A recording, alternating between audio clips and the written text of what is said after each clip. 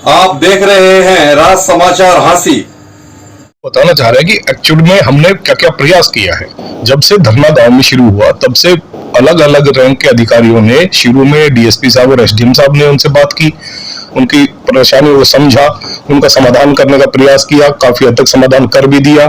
उसके बाद भी जब वो नहीं माने तो एसपी साहब और डीसी साहब ने उनसे मुलाकात की, लगभग सारी बातें उनकी मान ली, सारा प्रयास कर लिया और काम भी शुरू करवा दिया था कि भाई जो पानी की समस्या है, मेन मुद्दा पानी का था, पानी उनको राजली हेड से या दूसरा जो ब्रांच है खरखड़ी ब्रांच, वहां से जहां से भी चाहिए उनको अलग से पाइपलाइन बिछाने के लिए भी बोल दिया। सेपरेट पानी देंगे, साफ पानी देंगे और इतना पानी देंगे कि जो गांव की जनसंख्या है उनको जितना पानी चाहिए उससे ज्यादा पानी उनको अवेलेबल कराएंगे।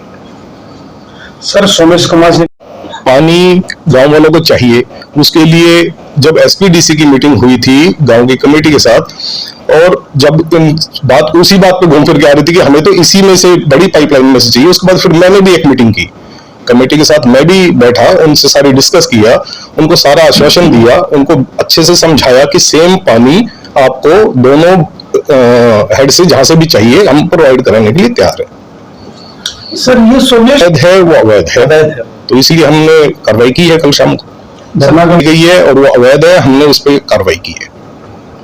जैसे भी हमें पता चला कि ये गलत हुआ है तो उसी वक्त हमने अपनी फोर्स इकट्ठा किया और ड्यूटी मजिस्ट्रेट लिया और डीसी साहब के अगुवाई में जाकर टीम ने कार्रवाई की।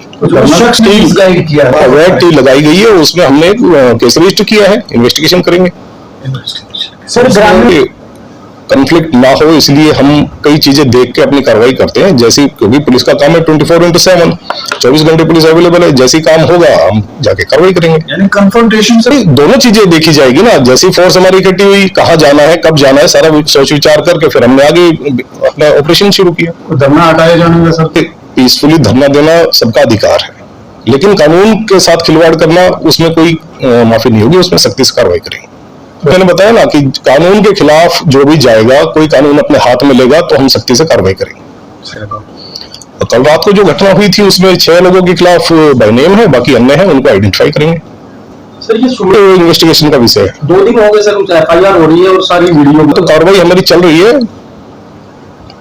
उसने क्या कहा ये अभी आपके मुंह से सुन रहा हूं मैं, लेकिन जो हम अपनी कार्रवाई करेंगे उसमें हम अपनी ठीक रखेंगे। हमारा मेन काम है गांव के लोगों को स्वच्छ जल मुहैया कराना और कानून व्यवस्था बनाए रखना। 25 से जो आप लोग बता रहे हैं मुझे आप लोगों से अभी पता चल रहा है, लेकिन आगे जो भी हमारा काम है कानून व्यवस्था बनी रहे। यानी डेडिकेटेड लाइन से ही पानी दिया। कई बार बोल चुके हैं, डीसी साहब ने भी कहा, मैं आया था मैंने भी कहा, मंत्री जी भी आगे काफी समय लगा के उनको समझा के गए हैं, तो पानी चाहिए, पानी आपको मिलेगा।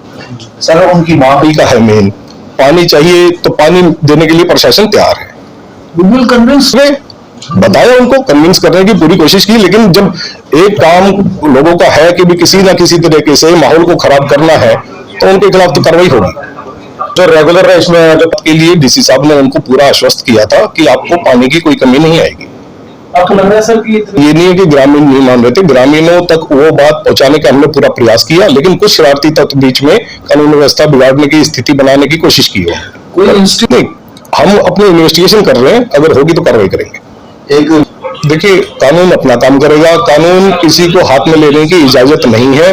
कानून जो अपने हाथ में लेगा या कानून को तोड़ेगा उसके खिलाफ कार्रवाई करेंगे, उनको अरेस्ट भी करेंगे।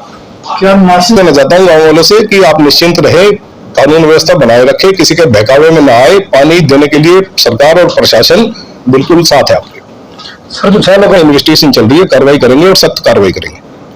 तो अनगिनत है, उनमें से मैंने पहले बताया ना 6 के खिलाफ बाय नेम है, बाकी अन्य है, अन्य को हम आइडेंटिफाई करेंगे और उनके लिए कार्रवाई करेंगे।